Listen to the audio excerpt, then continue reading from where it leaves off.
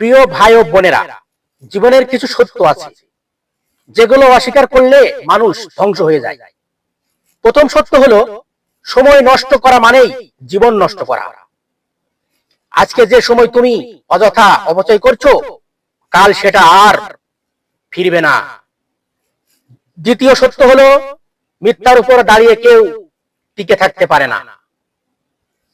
তুমি যতই চালাকি করো না কেন, একদিন সত্য প্রকাশ পেয়েই যাবে।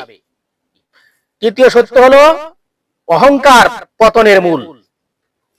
তুমি যত বড়ই হও না কেন, অহংকার করলে ধ্বংস অবধারিত। চতুর্থ সত্য হলো, অলসতা মানুষকে ভিখারি বানিয়ে দেয়। কাজ ছাড়া ভাগ্যও বদলায় না। যে কাজ ফেলে রাখে সে জীবনে পিছিয়ে পড়ে। পঞ্চম সত্য হলো, খারাপ সঙ্গ মানুষের অন্ধকারে ঠেলে দেয়।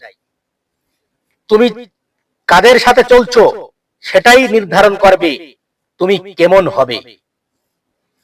ষষ্ঠ সত্য হলো, টাকার প্রতি অন্ধ ভালোবাসা মানুষকে অমানুষ বানায়।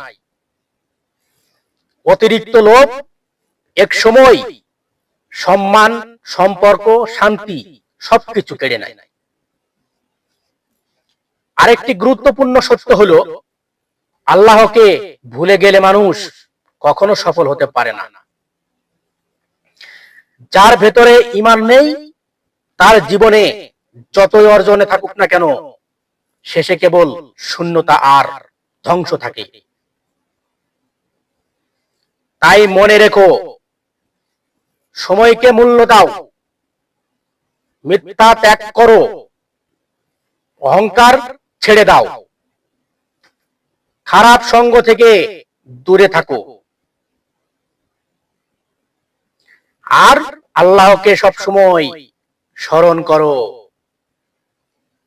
এসব কঠিন সত্য মানলেই জীবন হবে শান্তিময়, আর না মানলে অবধারিত ধ্বংস তোমার সামনে দাঁড়িয়ে থাকবে।